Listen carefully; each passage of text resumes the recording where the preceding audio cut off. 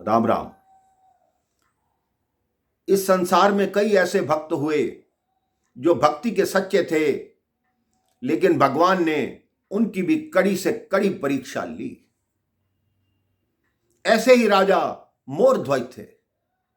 मोरध्वज जी इतने दानी थे कि प्रातः उठकर स्नान ध्यान करके पाठ पूजा करके पहले ब्राह्मणों को दान देते, दक्षिणा देते, उसके पश्चात ही अपना भोजन करते। और दान दक्षिणा ऐसा ही नहीं, ब्राह्मणों से पूछकर किसी को गाय चाहिए तो गाय दी, किसी को भूमि चाहिए तो भूमि दी, किसी को घर चाहिए तो घर दिया। उनकी चर्चा चारों ओर फैली हुई थी कि मोरध्वज जी जैसा कोई भी दानी नहीं है। एक दिन अर्जुन जी को बड़ा घमंड हुआ कि मेरे भाई युधिष्ठिर जैसा यज्ञ किसी ने किया नहीं, उन जैसा दान किसी ने दिया नहीं, मेरे भाई जैसा दानी कोई हो नहीं सकता। भगवान कृष्ण सुन रहे थे, कहते ऐसी बात मत करो अर्जुन, तुम्हारे भाई से भी बहुत बड़े बड़े दानी पड़े हैं। अर्जुन ने कहा इस संसार में मेरे भाई से बड़ा कौन दानी हो सकता है, मेरा भाई प्रथम स्थान पर होगा। भगवान कृष्ण ने कहा नहीं, तुम्हारा भाई सबसे अंतिम स्थान पर है। तो अर्जुन ने कहा तो फिर प्रथम स्थान पर कौन है? भगवान कृष्ण ने कहा प्रथम स्थान पर राजा मोरध्वज हैं, जिनके दान की चर्चा इस समय पूरे विश्व में फैली हुई है। अर्जुन जी ने कहा मैं कैसे विश्वास करूं? कृष्ण जी ने कहा तुम मेरे साथ चलो और चल के परीक्षा लो। अर्जुन जी ने कहा मुझे स्वीकार है। भगवान कृष्ण और अर्जुन दोनों ब्राह्मण रूप में आए। उन्होंने यमराज को भी अपने साथ लिया, उसको एक बूढ़ा शेर बनाकर वहां पर ले गए।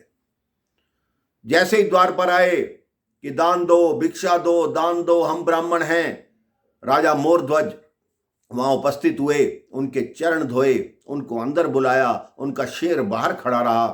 वो दोनों ब्राह्मण आकर बैठे तो कहिए आपकी क्या सेवा करूं, क्या चाहिए आपको? उन ब्राह्मणों ने कहा हम भोजन करना चाहते हैं, लेकिन हमारा नियम है हमारे से पहले हमारा शेर भोजन करेगा। उन्होंने कहा ठीक है, वो किस प्रकार का हलवा खाएगा, क्या पकवान खाएगा? उन्होंने कहा वो पकवान नहीं खाता, वो मांस खाता है।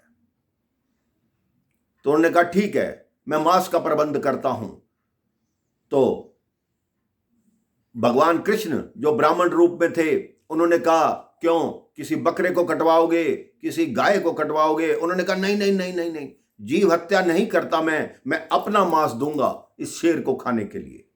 उन्होंने कहा नहीं राजा, तुम वृद्ध हो, तुम्हारा मांस हमारा शेर नहीं खाएगा, क्योंकि वो बूढ़ा हो चुका है, उसके दांत नहीं चलते। तुम ऐसा करो, जो तुम्हारी अभी अभी संतान हुई है, जो 6 वर्ष का बालक है तुम्हारा ताम्रध्वज, उसका मांस काटो, उसको आरे से चीरो और शेर को खिलाओ। मोरध्वज सोच में पड़ गया कि क्या करूं। इतने में उनका पुत्र भागा आया कि पिताजी क्या बात है, आप क्यों हिचकिचा रहे हैं? आप मुझे काटिए, और जो ब्राह्मण देवता ने कहा है आप अपने धर्म की रक्षा कीजिए, मेरी मृत्यु पर विचार मत कीजिए। अब मोरध्वज ने अपने पुत्र को लिटाया आरे पे, एक तरफ मोरध्वज, एक तरफ उनकी पत्नी अपने पुत्र को बीच में से चीरने लगे। आंखों में आंसू हैं। तब ब्राह्मणों ने कहा रोना नहीं, नहीं तो हमारा शेर भोजन नहीं करेगा।